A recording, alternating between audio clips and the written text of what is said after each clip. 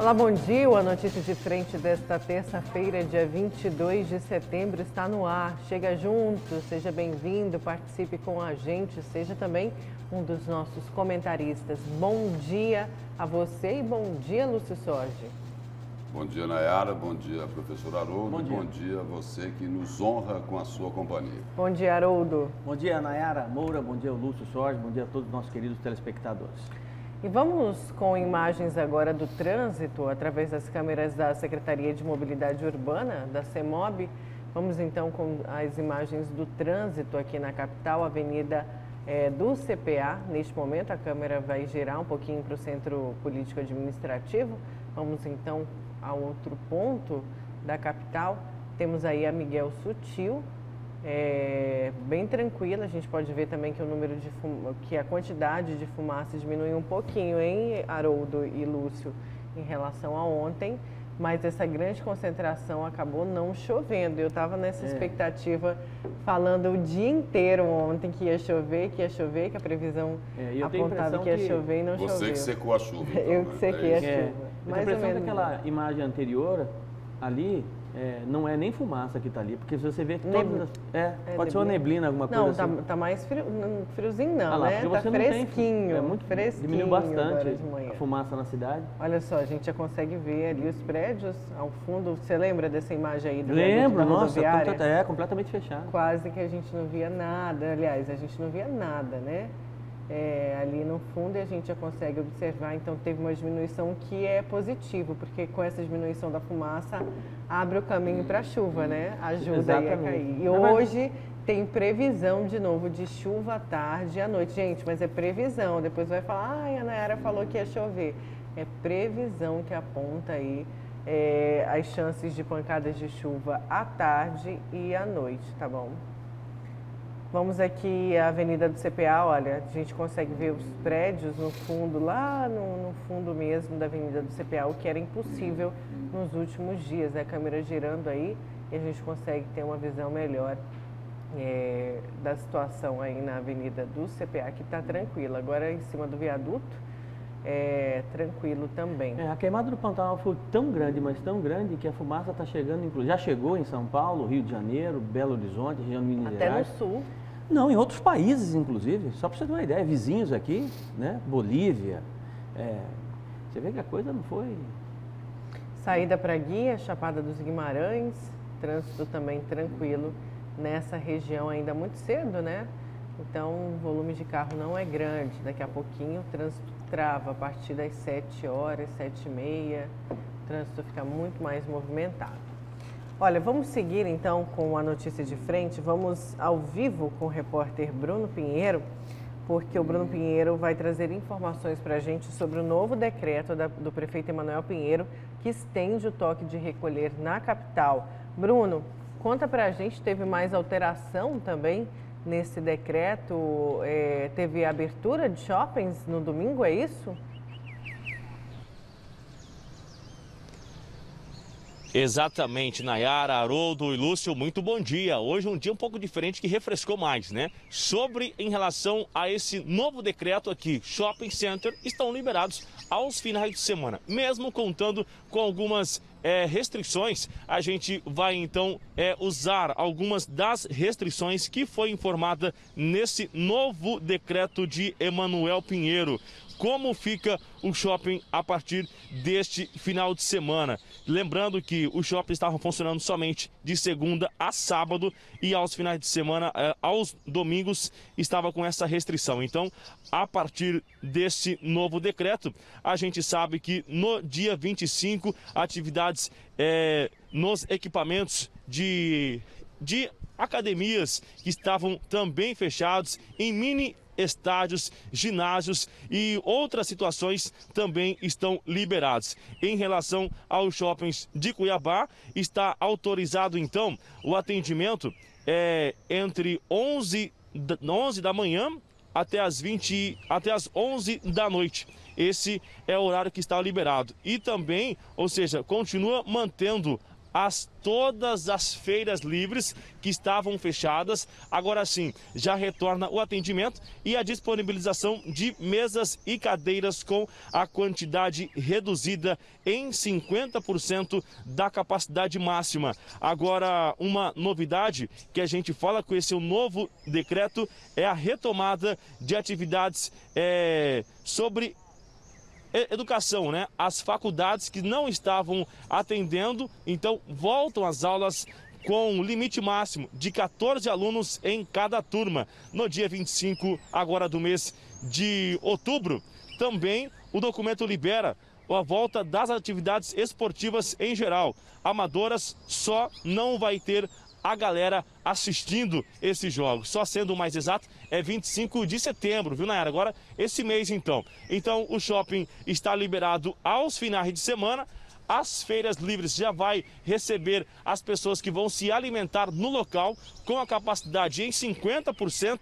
Jogos também já estão liberados e as distribuidoras entre 11 da manhã até 11 da noite. Também respeitando aí todo esse novo decreto, e o consumo no local está vetado também. Aí sobre o shopping center, a gente continua afirmando que aos sábados das 11 às 22 horas e aos domingos e feriados também nesse mesmo horário. É uma novidade desse novo decreto 8.106, que são as medidas contra, o novo coronavírus, um enfrentamento à Covid-19. Vai voltando ao normal, então, educação, que são as faculdades, as feiras livres, academias também comunitárias, lanchonetes, restaurantes estão inclusas nesse novo decreto que estende o horário de atendimento, chegando então até as 23 horas, e o toque de recolher, ele continua na capital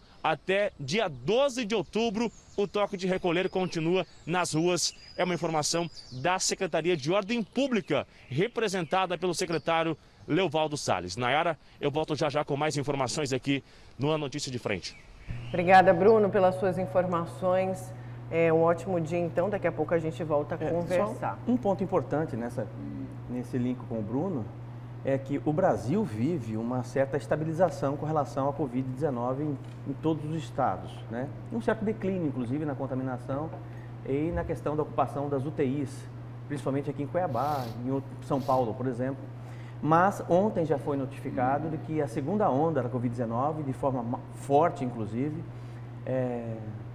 Espanha, Itália e França já vivem um novo lockdown, né? Justamente por conta dessa segunda onda, assim como foi na gripe espanhola lá atrás. Claro que são cenários diferentes, né? Que é uma preocupação da OMS, que é uma preocupação novamente com relação a essa questão da Covid-19. Vacina, Brasil, 5 milhões de vacinas Coronavac a partir de outubro agora em São Paulo, com a previsão de 40 milhões de vacinas em novembro, dezembro. Mas ainda é muito preocupante, porque não se sabe como é que pode se comportar o vírus nos próximos meses. Então, eu fico preocupado com esse tipo de como é que eu vou dizer, de anseio, né? De ansiedade, de voltar a um suposto normal, né? E termos aí, de certa forma, voltarmos a ter um problema com relação à contaminação. É algo preocupante, mas, enfim, vamos torcer para que realmente a gente consiga controlar isso, né? É porque nos países onde está ocorrendo essa segunda onda do contágio pelo coronavírus, exatamente aí pelas medidas de afrouxamento. Exatamente. Né? Afrouxaram lá as medidas de prevenção e aí vem aí a segunda onda da pandemia. Exatamente. E a determinação já foi, por exemplo, na Espanha, principalmente Espanha, Itália e França, de lockdown mesmo, né? De recolhimento absoluto por conta dessa nova onda da contaminação. E é um problema, porque, eu vou te explicar, porque você tem reincidência, pessoas que já foram contaminadas pela Covid-19 estão sendo contaminadas de novo, né? Além de pessoas novas contaminadas pela primeira vez, você tem pessoas que foram contaminadas sendo contaminadas novamente. Quer dizer, existe uma preocupação, inclusive, da eficiência ou não das vacinas que estão sendo produzidas, que estão sendo desenvolvidas. São 200 vacinas, sendo que uma meia dúzia está em estágio avançado aí, já em teste em humanos, né? Mas, enfim, continua sendo uma preocupação mundial, sem dúvida. Com certeza. E a torcida aqui, né? Vai ser o nosso presente de Natal, essa vacina. Vai ser o nosso presente de Natal. Exatamente. Vamos torcer para que esse vírus no Brasil, pelo menos, não sofra nenhum tipo de mutação no mundo, né? E que realmente nós possamos vacinar o maior número de pessoas até dezembro, janeiro. Agora, só uma observação, Lúcio, professor, não entendo muito com quem que elabora, com que a equipe do decreto, porque falta tantas coisas também. Eu falava aqui antes da gente começar uma notícia de frente, por exemplo, horário de academias. Você põe um horário mais restrito, você vai ter um número de pessoas mais buscando. Precisa se flexibilizar essa questão do horário para você ter mais opção em relação a isso. Pois é. E outras coisas também que acabam ficando de fora do Pois decreto. Esse é um erro, que eu acho que é um erro básico, até porque eu cobrei por várias vezes isso, inclusive o comércio, houve uma solicitação por parte dos comerciantes, não sei se vocês se lembram disso lá atrás, de ampliar o horário. Feiras, por exemplo, você ampliar o horário. Para evitar aglomeração. Exatamente, para evitar aglomeração. Se um dos princípios de prevenção é o distanciamento social, a não aglomeração, né, por que você vai reduzir o horário? Subentende-se que se você reduzindo o horário, você tem o próprio consumidor, as próprias pessoas têm menos tempo, né, menos tempo para poder praticar exercício, para poder fazer compra e por aí vai. Mas isso, até hoje, tecnicamente, eu não consegui entender por parte de decretos de governo, de prefeitura, essa questão do horário restrito. Certo, olha, e agora a gente vai falar das queimadas urbanas, porque Cuiabá e Várzea Grande registraram no início do mês de setembro 96% das ocorrências relacionadas a incêndios urbanos do total registrado em todo o ano passado. Infelizmente, esse tipo de incêndio vem aumentando a cada dia e muito disso tudo é provocado pelo ser humano. Confira na reportagem da Luciana Gaviria. Os vestígios do incêndio nesta área vão permanecer por um longo tempo. 30 hectares foram devastados. Seu Aélcio, que mora neste perímetro, ficou apavorado com as chamas. Há 21 anos morando no mesmo lugar, nunca viu nada parecido. Perdeu a pequena produção, que era parte do sustento da família. Que queimou bastante morongo, vai ter que trocar, né? Mas porque a roça mesmo é pouco, né? Porque já tinha arrancado quase tudo as mandiocas, ainda tem pouquinho. Aí queimou alguns pés de banana só, mas a questão foi mais a cerca mesmo. E o pasto, né? Que queimou tudo, acabou. O incêndio foi de grande impacto. Uma equipe de 18 brigadistas e bombeiros trabalharam incansavelmente para conter as chamas. É sempre grande o saldo de destruição por onde as chamas passam. Aqui, por exemplo, nessa região, onde antes tinha verde, agora está tudo cinza assim. A tragédia aqui poderia ter sido instalada, mas a ação dos bombeiros impediu que as residências fossem atingidas em 2 bairros. Neste lado de cá, o São Sebastião, e do outro lado da avenida, a região do Pascoal Ramos. Onde começou esse fogo? Bem distante daqui, na região do Pedra 90. Acredito eu que é devido a esse tempo seco, o pessoal deve colocar fogo no lixo para queimar, para estar cuidando do seu terreno. E qualquer princípio de incêndio, seja ele de qualquer proporção, causa uma destruição que nem foi aqui nesse local, aqui na Avenida das Torres. E os incêndios avançam pela região metropolitana, principalmente na região sul da capital, que compreende o Cochipó. Aqui nessa região, a intensidade de ocorrência é muito grande, próximo ao distrito industrial, e aqui também é uma região de chácaras. A região do Cochipó em si tem muita área ainda a ser queimada, devido a ter muitos terrenos ainda com muito acúmulo de material combustível, que é o mato. E o pessoal, que são os proprietários, não vem limpando esses terrenos e gera todos esses incêndios, essas queimadas que a gente vê aí no dia a dia. Apenas Cuiabá e Várzea Grande já tem até o início deste mês 96% das ocorrências relacionadas a incêndios urbanos, do total registrado em todo o ano passado. Este ano já são mais de 3.900 ligações até o mês de setembro, contra 4.126 registros de janeiro a dezembro de 2019, feitas ao Centro Integrado de Operações em Segurança Pública, o CIOSP. Mesmo com fiscalização e aplicação de multas realizada pela Prefeitura, a sensação de impunidade continua.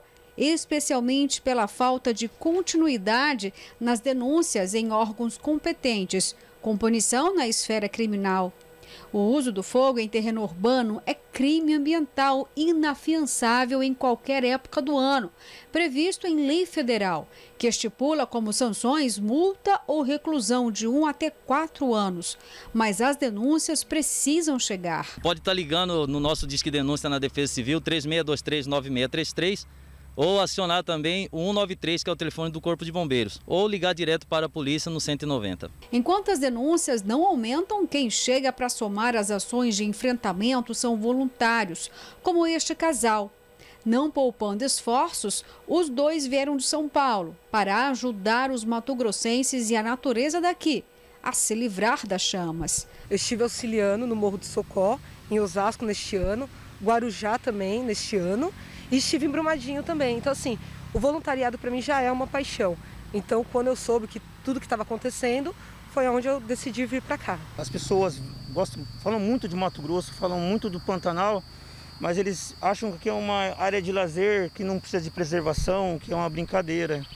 E quando essas pessoas vêm viajar para cá, elas não têm a noção da proteção da ecologia, de preservar a natureza, desde jogar um simples lixo no chão, como acender um cigarro e fazer essa tragédia toda que está acontecendo, aumentando os efeitos naturais, já que é o fogo, para proporcionar uma tragédia. E assim, uns com consciência ambiental, como este casal, que veio de outro estado para nos ajudar. A vocês, muito obrigada. E aos que são daqui e ateiam fogo para destruir a nossa fauna e flora, mais respeito e amor à vida, por favor. É isso mesmo. E tem que começar a doer no bolso também, né? Não adianta só... A questão da queimada urbana... é enxugar gelo. Se você não põe para doer no bolso, se não multa, se não... Na verdade, você precisa mudar uma questão cultural por conta dessas queimadas urbanas, né? Porque, veja bem, o problema é o lixo doméstico que é queimado. E é muito comum você ver aí nas casas, principalmente nos bairros, as pessoas cometerem esse tipo de crime. Isso é crime porque produz poluição e a poluição vai intoxicar um monte de gente. O Márcio está falando isso. O seguinte, que os bombeiros não estão atendendo, não estão indo. Mas, Márcio, é o seguinte, não estão indo porque não tem gente para ir. Não tem gente... É só quando a situação realmente é um incêndio muito grande que vai se alastrar e vai queimar casas e tudo mais. Porque não tem efetivo para isso. Não tem efetivo para isso. Não tem, infelizmente. E cada vez menos, viu? Tanto na área urbana como na área rural também. O número de brigadistas, o número de agentes que fazem, de certa forma, esse enfrentamento vem diminuindo a cada ano. No Brasil, para você ter uma ideia, são 600 agentes para combater fogo no Brasil todo. É algo assim impressionante. Já pensou em todo o território nacional? Em Cuiabá também você tem baixa fiscalização. E sabe-se que onde você tem menor fiscalização, você tem maior sentimento de impunidade. E automaticamente, e a identificação também dos infratores é muito difícil. Isso é um outro ponto bastante importante, né? É difícil você, no caso, questão urbana, né? Rural é mais fácil por conta de monitoramento de satélite.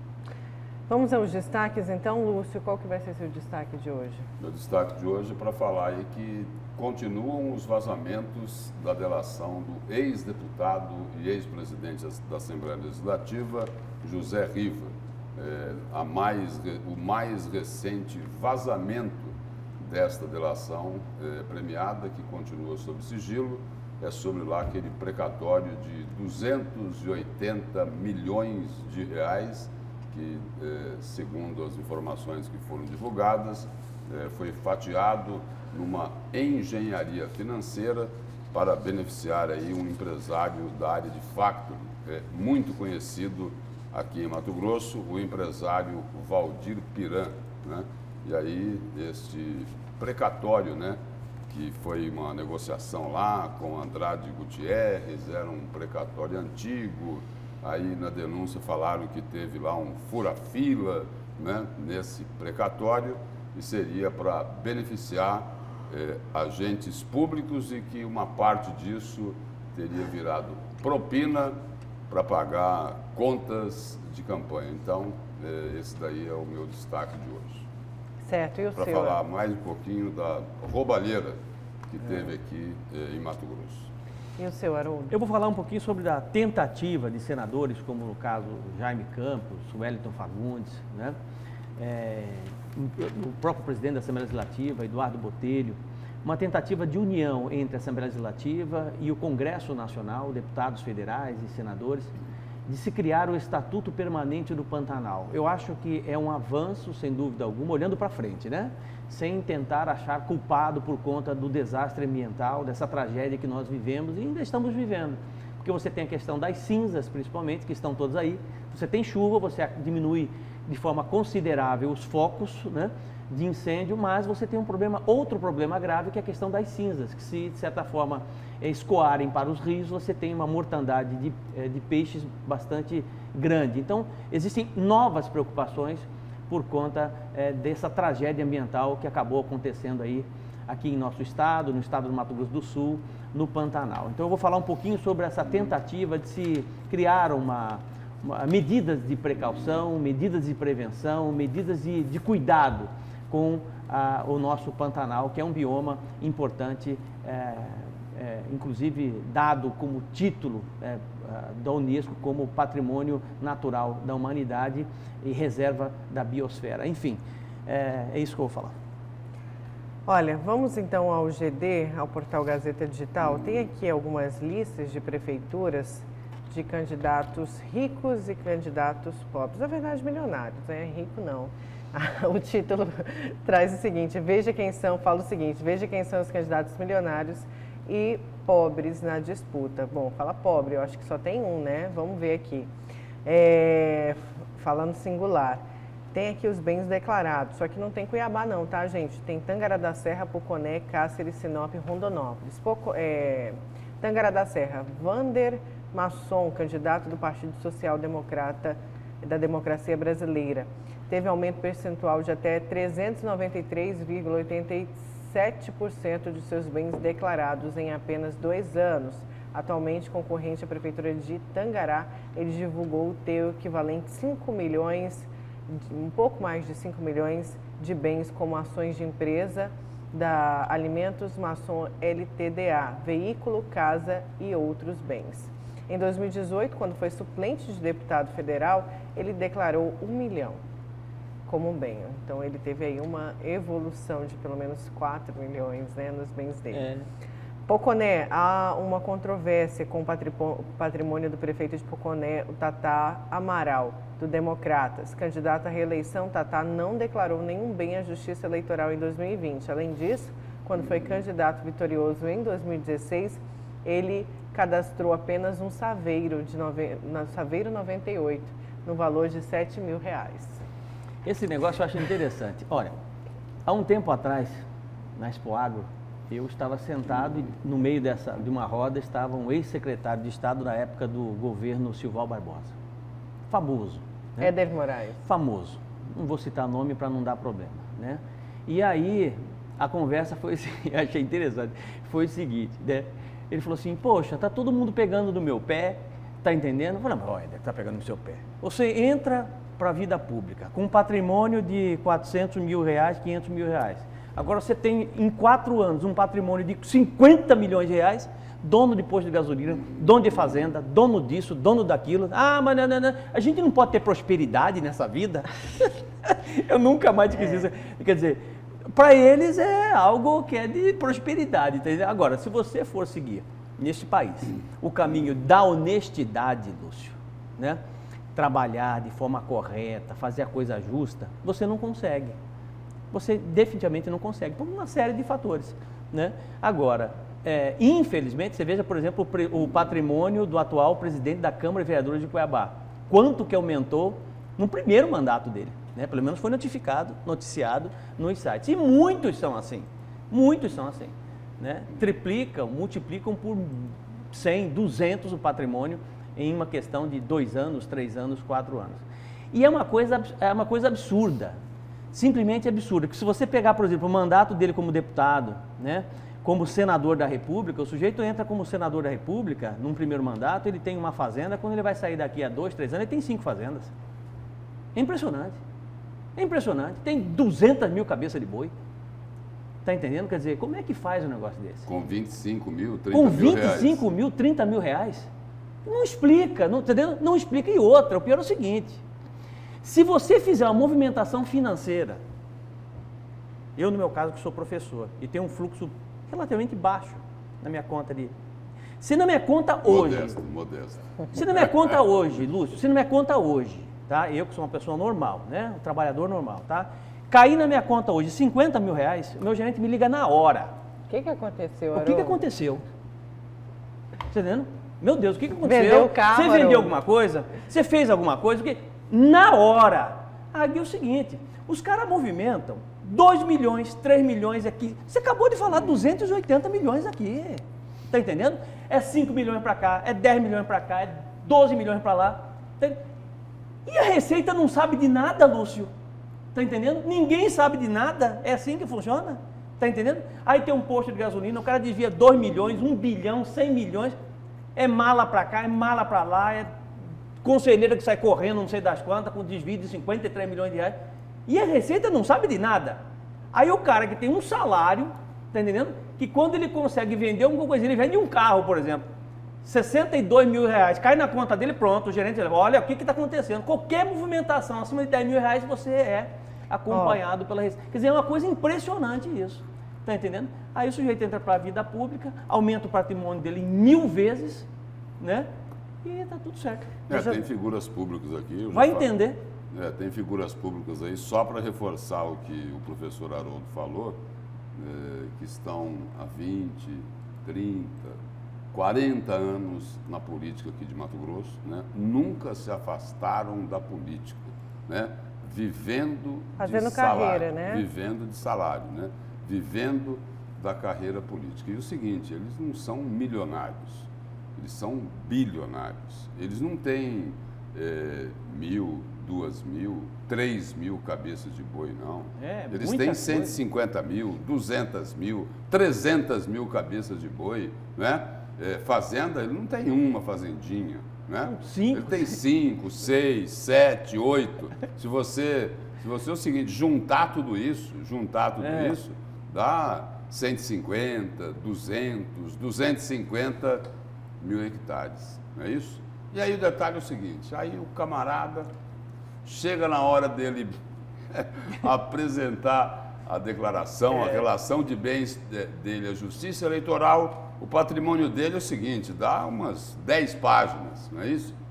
E aí dá só 20 milhões de patrimônio. Ou seja, o patrimônio dele não é 20, 23, 25, 30 milhões de reais, coisíssima nenhuma.